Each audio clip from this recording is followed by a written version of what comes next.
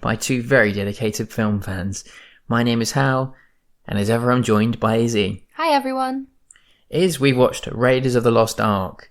This was your selection, surprisingly, especially given the most recent films you've been selecting before this one. A much better selection, I may say. Your history with Indiana Jones films is quite brief, isn't it? Am I right you hadn't seen any of the original 80s trilogy? No, I've never seen any of those ones. I think I've seen the 2008 one. I think I saw it in the cinema with my family when that one came out. My family are big Indiana Jones fans, but it wasn't one that I grew up watching.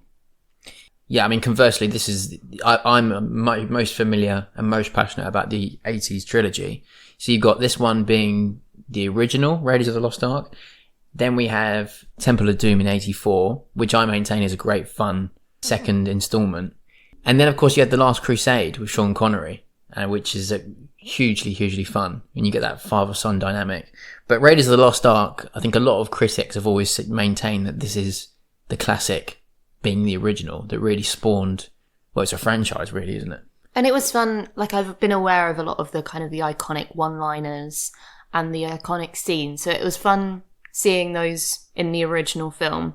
I think a lot of the kind of iconic shots and iconic lines stem from this film. Yeah, I mean, if you only seen the 2008 film before that must have been obviously a much older Indiana Jones. Yeah. So it must have been a completely different experience watching a much younger Indy. Yeah, and they've had another one since. They've had the 2023 one, which I've not seen. No, and it's certainly not had a very good reputation. But overall, how did this meet with your expectations? I really enjoyed it. It was very entertaining, which I knew it would be because it's a Spielberg action-adventure film, and because of its reputation as one of the best adventure action films in terms of family-friendly ones. So I knew it would be entertaining at least. But I really enjoyed it, and I think it was funnier than maybe I thought it was going to be as well.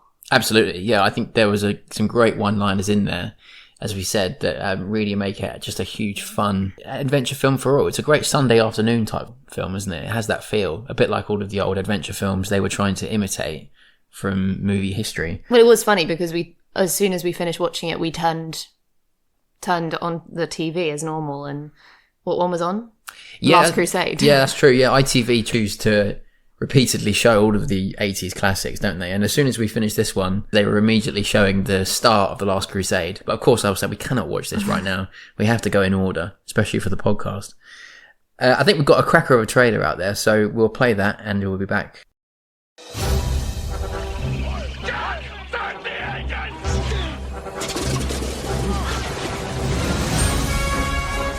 The Ark. It is something that man was not meant to disturb. An army which carries the Ark before it is invincible. Indiana Jones! Let her go. Snakes. Why did it have to be snakes?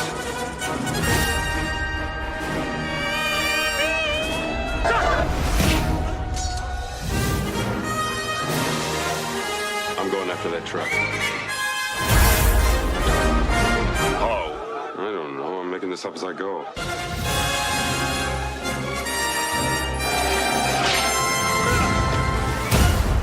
Trust me. Raiders of the Lost Ark, released on the 12th of June 1981, and starring, of course, Harrison Ford and Karen Allen, and directed, of course, by the great Steven Spielberg. Your selection is, so can you lead us with the synopsis? In 1936, archaeologists and adventurers of the US government hire Indiana Jones to find the Ark of the Covenant before the Nazis can obtain its extraordinary powers. Yes. I mean, for me, this is, as I said, been about 20 years since I've watched this as a teenager. I was really primarily a James Bond fan, but I was exposed to this at a fairly young age, and I really did get the appeal of the adventure blockbuster nature of it. I think so many various elements really come together when you watch it for the first time, and you'd have noticed this, that just make it the fast-paced narrative, how quickly everything moves, the witty one-liners. It really does cater to such a wide audience that you don't even have to be a fan of action films, do you? To really get the appeal of this one. No, and I think it's interesting that you mentioned James Bond, because it isn't James Bond, and it would have been very easy, I think, for them to fall into that kind of bachelor on the, like, globalized bachelor, flies around saving the day. And gets all the women. It's different, and I think that is why it probably has more far-reaching appeal to a family, because it doesn't have that kind of slight male gaze element that James Bond does have, with in terms of women, especially. He suffers quite a lot physically throughout the film. That's true, but this was actually one of my kind of weaknesses of the film, because I was desperate to know more about him as a character, because he just doesn't have that much dialogue. And I'd be interested to watch the other two films, and as you say, like, the third film is where his father comes into it, so you get a little bit more of that development and backstory. But when we see him in his day-to-day job as a professor, and there's almost something kind of dandy-ish about his day-to-day character, where he's in his home, which is like a massive library and museum to all of the places where he's been, and he's quite refined in his day-to-day life. Yeah, it's not really a character piece, this at all, really. I mean, I think as we're learning about Indiana Jones in the first film, you, having not watched the originals, you kind of wanted a bit of that, as you say, for the backstory and the context behind who Indiana Jones really is. A bit more about his day job that really extends from the early scene of him in his day job teaching the class. There seems to be the suggestion that so Marion is the female character that's introduced into this film, and there is the suggestion that her father was an adventurer as well, and he was the one that kind of like trained Indy up. But it just didn't quite go into it enough for me. They obviously didn't want to do too much of an epic film, because I think the running time is just under 2 hours. But with the storyboarding, they wanted to get so many action scenes in to move along with the fast-moving plot that they probably didn't give enough time to really explain some of the backstory behind them. You get the scene where he first turns up in the pool, where he meets Marion again for the first time in at least 10 years, and you get that hostility due to how Indiana Jones left Marion all those years ago. And that's going some ways to explaining the backstory and the history behind the two characters. But I do kind of sympathise with what you're saying, in that I don't think it does it quite enough. It's been so long since I've watched the following two that I'm not sure where and when this comes in. I think, from memory, we understand more about Indiana Jones's childhood and his earlier life when Sean Connery comes into it in the third one, in The Last Crusade. I think that another thing that appeals to the audience, especially to young, probably boys growing up watching this, is that kind of retelling of history, that accessible story element of, the chase for the Covenant Ark before the Nazis can get to it. It just makes for such an entertaining and accessible plot for any first-time watchers of it, that they can relate to the history side of it and it being really fun and enjoyable. Mm-hmm. You look like you want to say something. I was going to say that's not just a boy thing that enjoys history. No? No, I mean, the kind of the retelling of like the religious symbolism, there's elements that I can see kind of, if you took it as a more serious version, that you get like Dan Brown's like Da Vinci Code coming in, and things like the Last Crusade with the cup and things like that, these religious kind of imagery and symbols that come into it, because it gives it kind of grounding and weight in its storyline. But there's also that kind of mystery and kind of grand scale to it all. But I don't think that that's a boy thing to like. Not exclusively. No, I agree. But then you've got things like the practical effects and the stunts, which are just wonderful to watch. There you can maybe paint the parallel with James Bond, but it's so entertaining and fun to watch. Do you have a standout stunt? Well, one of my favourite scenes, and I know there's some trivia around this scene, one of my favourite bits was in the town scene. It's when they're in Cairo in Egypt, and it's during the kind of the chase sequence. Marion has just been kind of bundled into this basket, and Indy is trying to run across this town to try and save her, and he gets caught up in this fight, and he's in the middle of the square, and there's this one like sword wielding soldier I don't know for a better word, he's like dressed in kind of black. He's almost doing tricks with his sword, isn't he? Building up to a moment where he's gonna try and kill Indiana Jones. But there's quite a distance between them. Everyone in the square is just watching them. It's like the crowd parts and reveals this figure dressed in all black and wielding this like massive machete, and he's like doing all these tricks with the sword, and Indy just shoots him. Which, like, the build up to it, the comic timing of it, the execution, the editing, everything in that scene just works so well that we had to rewind and watch it again because it was so blunt and funny. The best thing about that is just the look on Harrison Ford's face when this guy is just wielding this sword, doing all sorts of fancy tricks. And he's looking at him, eyeing him up and just thinking, I cannot be bothered for this. And just draws out his pistol and just shoots him in one. And then the noise from the crowd is just fantastically funny. Well, they all gasp and then start cheering. It's just the comedic timing of it in these. And I think that's what really works with this film, actually, is the mix of comedic timing with the action. And also, it doesn't take itself too seriously. Yeah, and you go to like the dialogue in that, because the dialogue is fairly sparse, particularly on Indiana Jones's part. We don't get an awful lot of dialogue, but the moments where him and Marion are talking in between the action scenes, there is quite a lot of comedic light dialogue, isn't there? Mm-hmm. Very sort of witty one-liners throughout, which I'd really, for the most part, forgotten about. For me. She irritated the heck out of me. Marion. Yeah. But I think that's kind of classic at this point in Hollywood, because they're transitioning away, and we talked about this after we watched it, they're transitioning away from the kind of the James Bond girl who is there just to be like a damsel in distress and fawn all over James Bond and try to get into bed with him. And they're transitioning away from that into more of what we see in James Bond and Indiana Jones and other action films these days. But it's that weird in-between in the 80s here with characters like Marion, where they're like, we want you to be a little bit edgy and a little bit like tomboyish so she can drink anyone under the table, but yet like she is still there to kind of cause Indy trouble and he has to clear up her mess. So like she gets into a argument with the Nazis in the village. He's there to save the day. She makes a mistake that ends up like getting herself put in a basket, and then he has to like chase her. And as she's being wheeled away in the basket, she claims her innocence by saying, I'm an American. I'm an American. She makes friends with a Nazi monkey. He has to clear up the mess. And you can see, and she's still got those qualities of a damsel in distress. And even like in the scene where that scene annoyed me. When she's having dinner, because she's been taken captive by, I don't know, was his name Jack or something like that? The Indy's like rival, who took the golden head thing at the beginning of the film. He's the British one.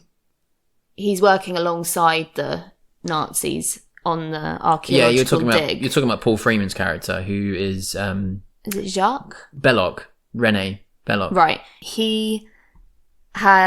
They've captured Marion, and Indy's left her there because he's going off to find the Ark. And she has dinner with him, and he clearly kind of develops sort of feelings for her, or like a soft spot for her, and weirdly produces this dress, this like wedding dress. And he's like, oh, have dinner with me, wear this. And she's like, oh, it's beautiful. And she's tempted. And she puts it on. I'm like, what are you doing? But I think Why? she's playing that part, isn't she? She's playing along with him to almost get Belloc's feelings for her so she can make her an escape. She's trying to escape, but she's like, oh, it's beautiful. Go on then, kind of thing. And it's like, oh yeah, women can be tempted by dresses and pretty shoes, obviously. But I think that's part of the thing. I think she's playing along with it to get Belloc's feelings and to make him vulnerable so that she can escape. She also wants to play drunk, doesn't she? Because she's obviously got a very strong sense of holding her drink, clearly, as we've seen in the first scene. Yeah. And she tries to play drunk, doesn't she, to then make the escape. And then, but it doesn't quite work because the Nazi general. And I hate monkeys, so the minute that girl befriended a monkey, I knew I couldn't trust her. Yeah, the monkey. I hope the monkey got a credit on this film because there's some extraordinary trivia around this. But another thing I wanted to mention was the throughout in all the action scenes was this really, really profound sense of exaggerated fighting. The I actual know that was fighting, something that struck you because you didn't remember. It's almost slapstick. in my head, when I was younger, as a young teen watching these, I seem to remember the fighting being a lot more gritty, but it really came across as very exaggerated and over the top. I guess in one way, I can look at this and say that it was what the writers, Spielberg, George Lucas, and the other screenwriters really wanted to imitate those old serial, swashbuckling adventure films of mostly of the late 30s and 40s, where it really is quite rubbish, the fighting. But I think also because they're going for family friendly, you can't go in with something that's too... I mean, it is quite gory in places, this film, but you couldn't go in with it being too... violent. Almost, but too realistic. You wanted to keep it, that almost slapstick element to it, so that it came across as comedic and light. Yeah, I think it makes quite a strange balance, because the fighting itself is over the top, slightly exaggerated for dramatic effect, and it's really not violent at all. But there's other elements in it that are quite shocking and almost scary, aren't they, to younger viewers, I guess. Oh yeah, I can definitely see if you watched this when you were 10, 9, there are bits in this film that you would genuinely find terrifying. There's a lot of skeletons in this film. A lot of skeletons, and I think that's common of the first three throughout. We're going to get a lot more of that, and they make for wonderful sort of climactic scenes. Just going back to Marion though, there was another bit that we had to rewind for because it was so funny, and it's around that scene again in the square in Cairo, where I think it's when they're first attacked in the street.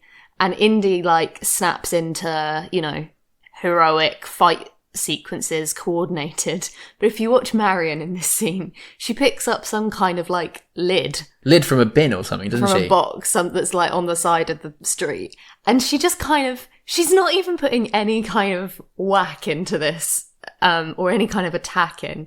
She's kind of just tapping them. I know. And we had to rewind and watch it because it was just so ridiculous what we could see her doing in the background. That is a real sort of damsel in distress sort of moment, isn't it? Yeah, it was very funny. Yeah, all right. Well, there's some wonderful trivia around this. There's a bit more trivia than normal, so I'm going to go into it and we can talk about some of these elements. So the Well of Souls scene with all the snakes, one of the standout moments in the film for me. It used over 7,000 real snakes. And the Cobra Strike moment against Indy was only safe in filming thanks to a thin glass pane that was separating Harrison Ford and all the snakes. There is a lot of snakes in this film. Yeah, there is. And spiders. And an evil monkey. Apparently the production team had to import more snakes from around the world because they kept running out. I mean, 7,000 steaks. I mean, where are you going to get your hands on all of those all at once? What do you mean running out? Where were they losing them? There might be a bit of a grim reality to that. Maybe some of them died. Yeah. I mean, it is a real kind of element of difficulty around film production when you're using so many live animals, isn't it? Yeah, I think now they would just CGI them. Unfortunately, I think they would. They would probably use a few real ones for that Cobra Strike scene, but a lot of them would be CGI'd. Yeah, that's true. Yeah. The film's screenplay was written by Lawrence Kasdan, who we should give credit to because he went on to direct himself some great films of the 80s and early 90s. That was written from a 100-page story treatment by George Lucas of Star Wars fame and Philip Kaufman. Lucas himself originally conceived the idea for the movie in the early 70s. He wanted to modernise those serial adventure films that I mentioned in the first half of the 20th century.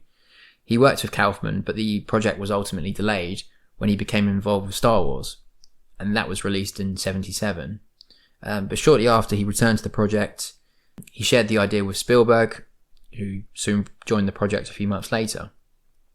And the pair worked together to compare their ideas, but Lawrence Kasdan joined soon to fill in the story gaps between them.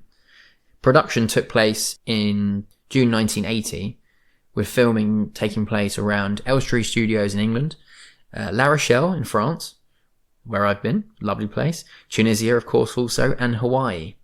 Now Tunisia was used to portray Egypt, and this is very interesting because Spielberg described this phase as one of the worst filming experiences he ever had.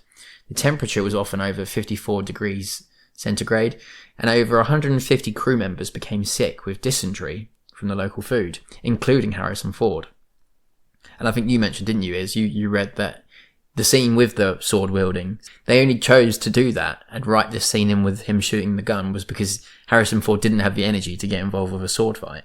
Yeah, that was one of the trivia pieces that I read. But then how Spielberg was like the only one who didn't get sick because he had been primarily just living off of tinned spaghetti.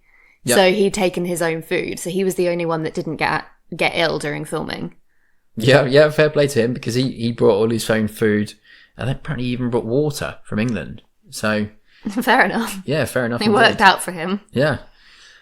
George Lucas had wanted a relatively unknown actor to play Indiana Jones, who was also ready to commit to a trilogy of films that they had planned. Bill Murray, Nick Nolte, Steve Martin, Chevy Chase, Peter Coyote, Jeff Bridges, Tom Selleck of Friends fame, and David Hasselhoff were all considered for the role.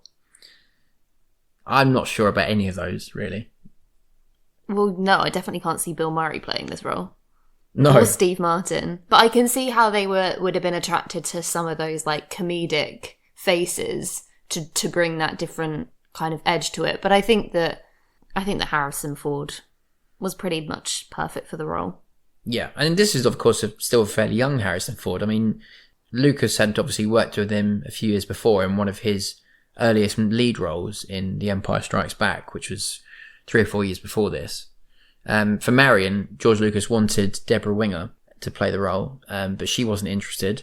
Spielberg wanted his girlfriend at the time, Amy Irving, but she was unavailable.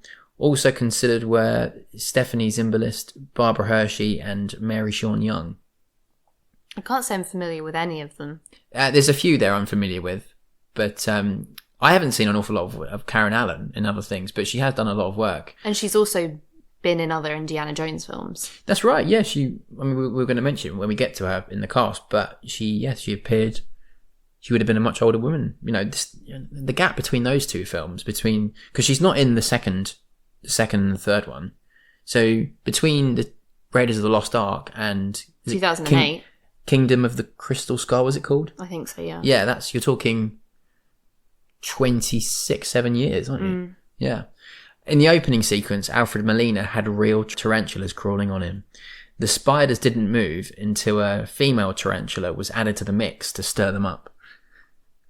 Oh. We did watch a documentary yesterday, or a little bit of trivia behind the film, and it was looking at the way that Spielberg uses that like one and then more effect to create kind of that comedic reaction. So for instance, with the tarantulas, when the actor Alfred Molina is facing the camera and facing Indy, you just see one tarantula on his shoulder, and then when he turns around, his whole back is covered in them. And Spielberg uses that as well in other parts of the film, like one arrow, loads of arrows, one basket, loads of baskets, and it creates that kind of comedic but also shock element for the audience. But you see Indy's reaction first, so especially with the basket scene, he runs out into the square and you see his reaction, he goes, oh my god, and then it pans to the rest of the square and there's loads of baskets. So that's something that Spielberg uses, not just in this film, he likes it in a lot of his films to create that kind of comedic or shock effect. So yeah, that was just to tie in with that piece of trivia. Yeah, I think that those techniques were used in quite a lot of scenes in films like Jaws, weren't they? Yeah. Yeah, we need to talk about the Nazi-affiliated monkey, who was your favourite character. The poor monkey was trained for quite a long time to perform the Hail Hitler salute. Apparently, it took weeks of patient training and dozens of takes to get it right. I hate monkeys. You're not a fan of monkeys? No, as soon as I saw the monkey, I went, ugh. And this film has not changed your views? Well, no, not seeing it do that. Evil. And then it was killed. And I was like, good riddance. Well, the bad date scene with the poison fruit features the same monkey who had to be coaxed into performing the final death scene with a small electric shock. That's horrible. Which, of course, wouldn't be allowed under modern production rules, would it? Regarding animal welfare. That's horrible. It was a different time. Wasn't that long ago. Yeah. I don't even like monkeys, but that's barbaric. Anyway, Oh, well, now I feel a bit bad. yeah, no, I hope you do. I still don't like them. At the Academy Awards, the Oscars, Raiders of the Lost Ark won in 5 different categories for Best Art Direction, Best Film Editing, Best Sound Editing, and Best Visual Effects. It was also nominated for Best Picture and Best Director, but it lost in both those, obviously. And Best Film that year was won by Chariots of Fire. That's a bit of an underwhelming film. I was definitely more entertained by this one.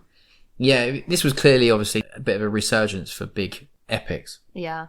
But I would say that I genuinely think possibly the best thing about this film is its set. The set design. I think it's massive.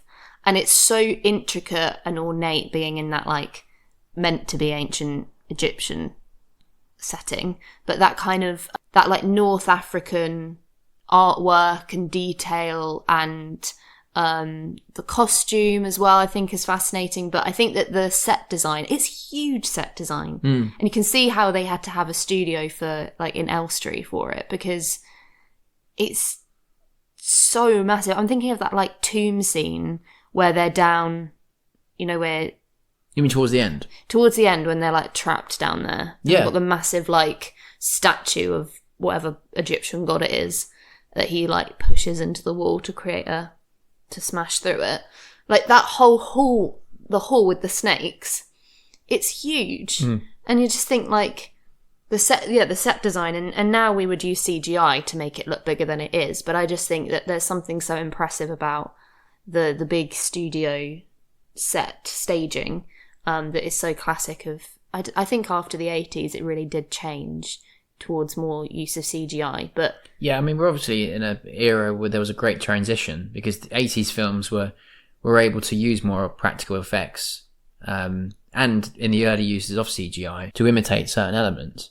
And But there was kind of artwork in the film that really reminded me. It was during the scene where they first find the tomb, and they're like, and actually towards the end as well, but they've dug down to stone and they clear off the door, and then they lift it up, and the sky, there's lots of lightning. The sky's gone this kind of dark blue, but like with clouds and everything, and Indy's like looking up at the sky as the lightning's pouring down, and he's thinking, well, he gets this sense, doesn't he, Indy, where he feels like he's close to finding something. But that whole artwork of the sky really reminded me of shots I've seen from the Ten Commandments, which was probably done on purpose because of the affiliation with the Ark, which is what held the Ten Commandments. yeah, it's almost like quite typical of the rear projection that they would use in a lot of nighttime scenes in films like that. A lot of, like, epic films, you know, like religious type movies, films set in the desert, things like that. I think Spielberg was very much inspired by films like the Ten Commandments, like old Cecil B. DeMille films, and also Lawrence of Arabia and films like that. Yeah, massively so. So I think he took a lot of inspiration in the production, the aesthetic, and the set design in those elements in those scenes. And I think you're going to see this repeatedly in when we do Temple of Doom and The Last Crusade. Yeah. Absolutely, yeah. The film also did win, it's worth noting, a BAFTA for Best Production Design, which obviously, as we said, is completely deserved. Well, let's get into the cast. So, Harrison Ford as Indiana Jones. This is our first Harrison Ford film for the podcast.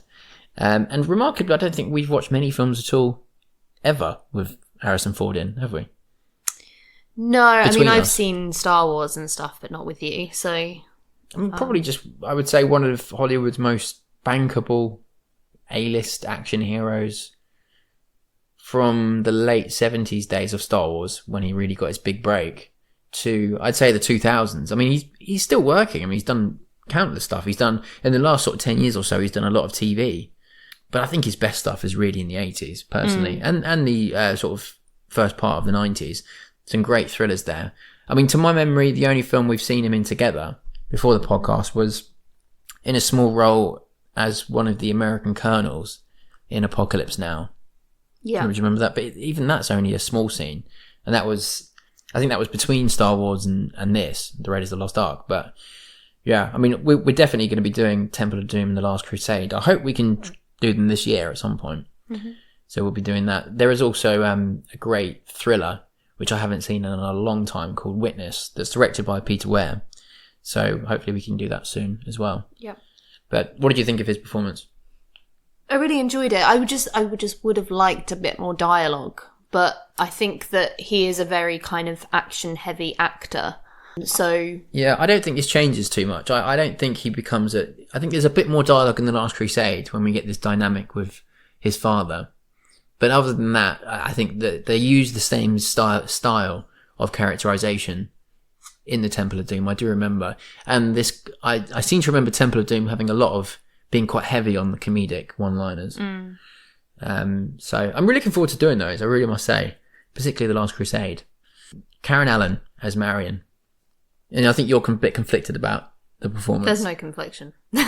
No, I think that she is fine. I think her performance of it is fine. I just find the characterization irritating, but that's not her fault. That is just the script of this for this character.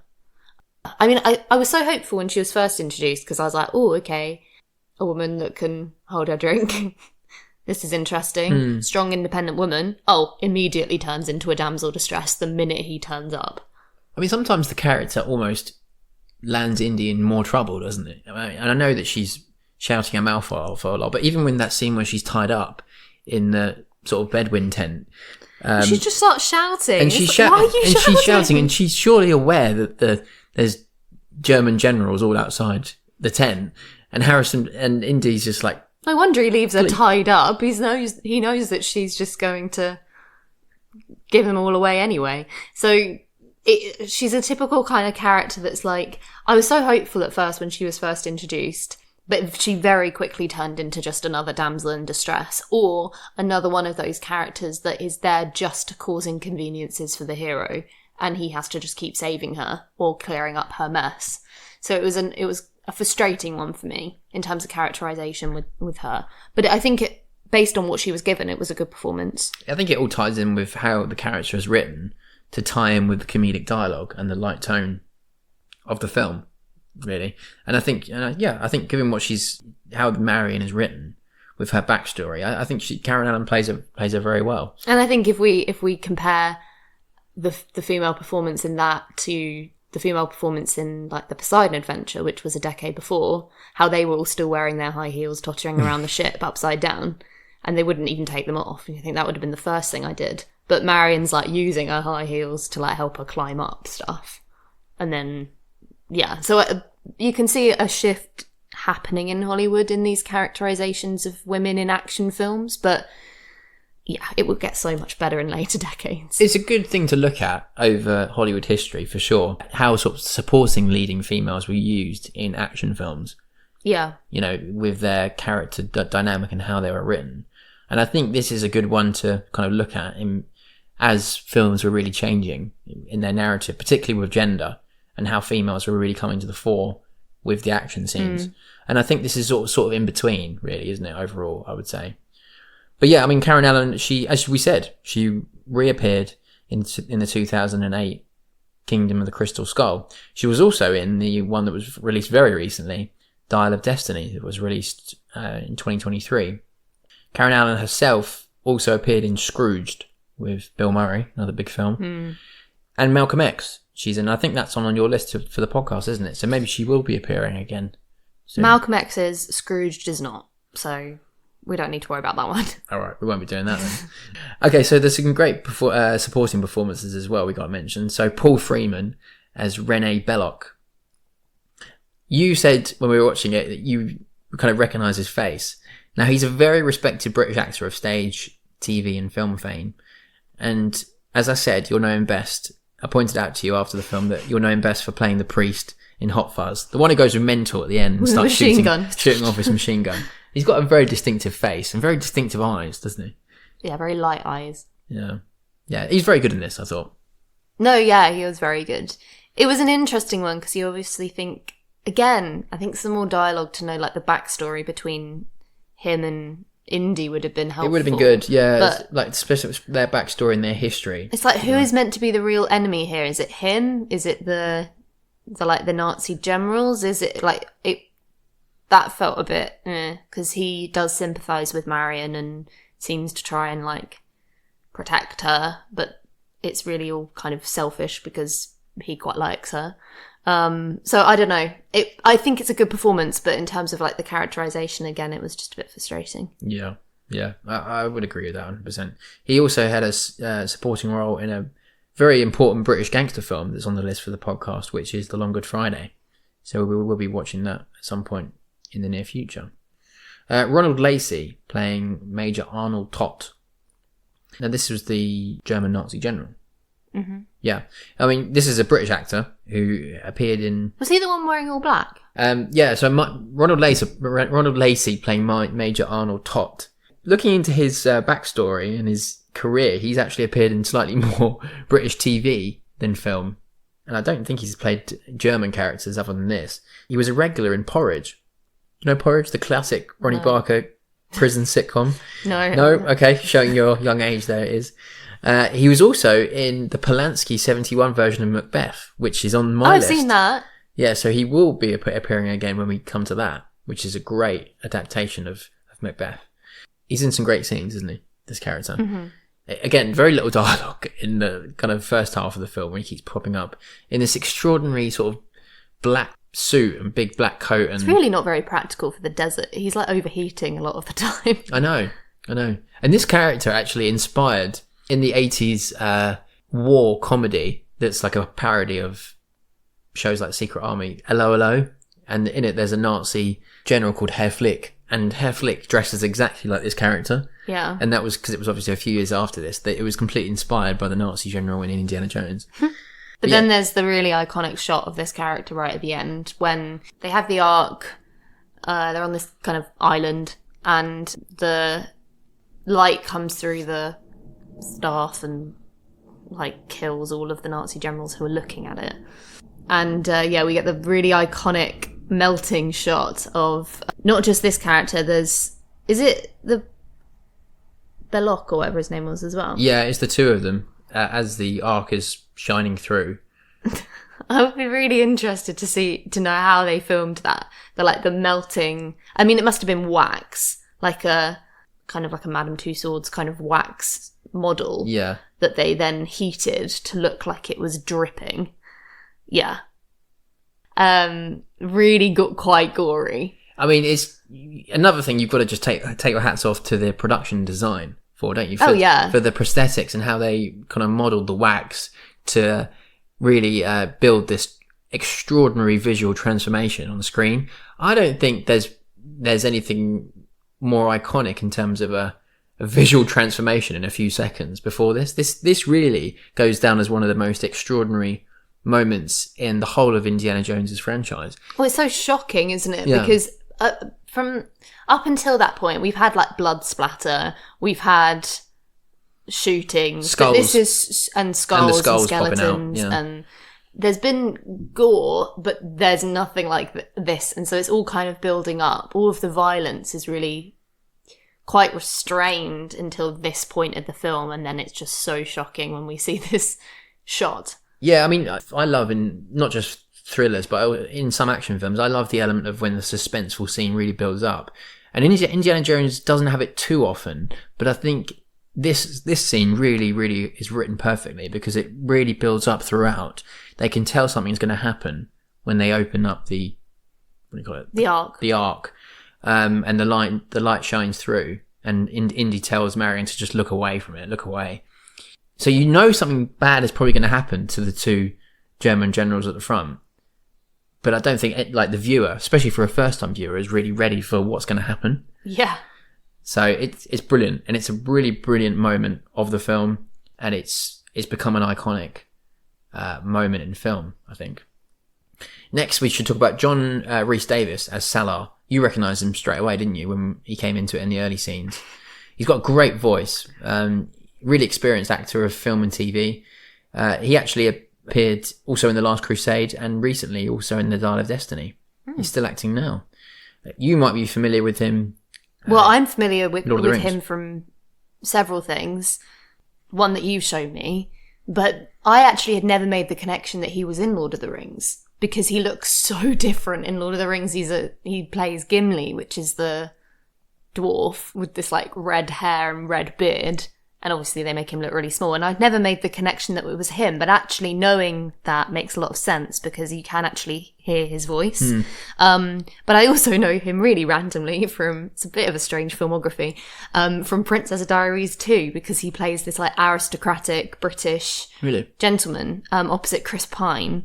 And yeah, so it's a bit of a strange filmography list for me with John Rhys Davies, and then the other one that you showed me. Yeah, so the one you mentioned is one of my favourite Bond films. He plays General Pushkin in The Living Daylights with Timothy Dalton. That was 6 years after this, in '87, and we'll definitely be covering that for the show when we get to the Bond films and my standout ones. So yeah, it was really good to see John Rhys Davies. The last one I want to mention is one of the most respected actors in the film. Is Denham Elliott playing Marcus Brody. I don't know if you'd have seen him in anything before, but he was a terrifically respected actor of film, TV and stage, of course, between the 50s and sort of the late 80s. I've actually seen him recently in a memorable role in a film called Defence of the Realm, which I've just been on the Real Britannia show guest reviewing, so catch that one. But he appears in The Last Crusade again as the Professor, so he'll pop up again. I think the ones that you might have seen him in were probably around this period in the 80s. He pops up in a couple of those British period films like A Room with a View. I vaguely remember him in A Room with a View, but I've never seen Maurice. Maurice, no. That's got Hugh Grant in, I think. That's very young Hugh Grant. Yeah, Denham Elliott is a terrific actor, and he was notable for being a real steam sealer. But he's in a few of the early scenes, isn't he, around the classroom, but it's a fairly small role. But he will be appearing again in The Last Crusade as Marcus Brody has an ongoing storyline. Need to also mention Spielberg. This is our third Spielberg film for the podcast after Duel and Saving Private Ryan. So all very different films that we've watched for the show. Hard to rank them, I guess, on it because they're all so different.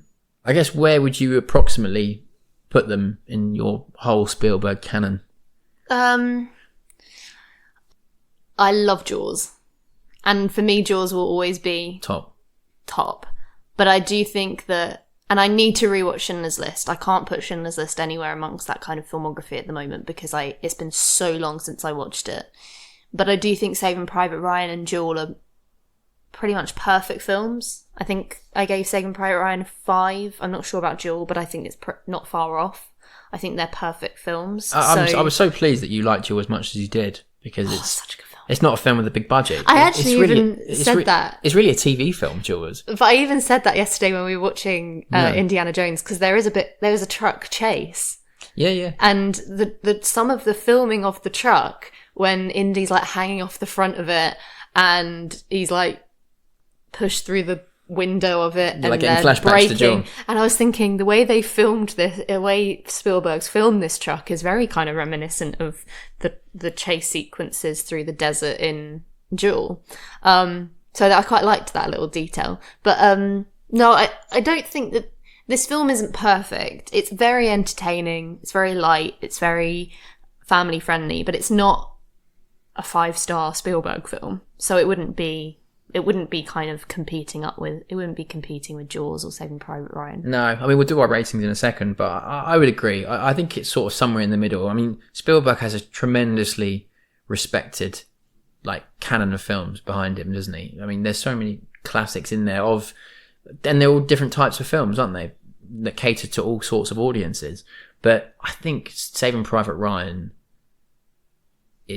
I think that's the only 5-star one I gave. Jaws for me is an iconic film of Hollywood history, of course, and it's pretty perfect. But it's hard to really get past those two.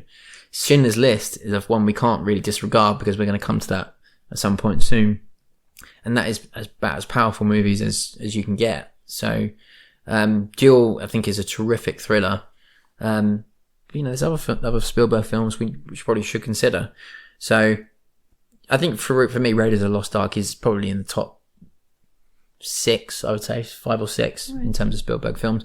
But it'll be interesting to compare Temple of Doom and Last Crusade, also in his filmography. So looking forward to that. What was your final rating out of 5 then? So I said that this was entertaining and pacey, lots of detailed chase sequences, iconic one-liners, and plenty of comedic moments to rewind for. We did go back quite a bit over some of these scenes. Thought that it was really interesting seeing those iconic Spielberg shots. And actually one thing we haven't mentioned is the John Williams score, because it's so iconic. It really kind of heightens that sense of like triumph and heroism. And yeah, I really enjoyed the John Williams score and seeing it over the top of these scenes.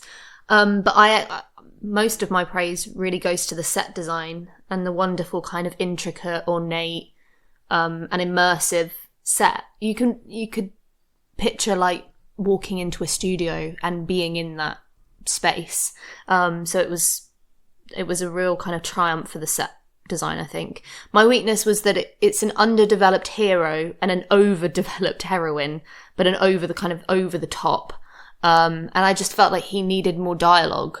But I know that it's this kind of, it wasn't trying to be this deep, intricate backstory-led action film. It's a family film. You don't want to kind of lose your pace and your flow, so you just keep going with the action. But for me, as someone, I really value kind of characterization and character arc. That was something I really kind of felt lacked. Yeah. So I gave it 3.75. Yeah, I mean, I think we were pretty much in agreement here. I mean, I've given it 4, but for me, it's just a really fun adventure film that can appeal to such a wide audience of pretty much all ages, really. And I think it took what was left in history as those early adventure films of the earlier part of the century and really moved it forward, moved the whole genre forward, really, with such advanced production design, wonderful set design, as you say. I love all the scenes with the animals and the kind of shock moments. And I think it really, really hits the balance well with the comedic and lighter side in the kind of scattered dialogue that make it just a fun, enjoyable sort of Sunday afternoon film at home. I agree with you in terms of the characterization. I would have liked a bit more from it. And I seem to remember really enjoying the stories of Temple of Doom and The Last Crusade. So whether I end up finding and enjoying the kind of story itself more exciting than those two, it remains to be seen. But I've given it 4, I think, overall. And just great fun. And I think it's one that you could recommend to anyone, really, of all ages. And I think it stands up as well. I don't think it'll ever lose its popularity. I don't think it'll ever stop being shown on TV over Christmas, because it just holds up with young audiences now. I think young audiences can appreciate that it's an older film and kind of lacks the CGI, but it's so well made. Brilliant. That was Raiders of the Lost Ark. Really enjoyed doing that. We'll take a quick break and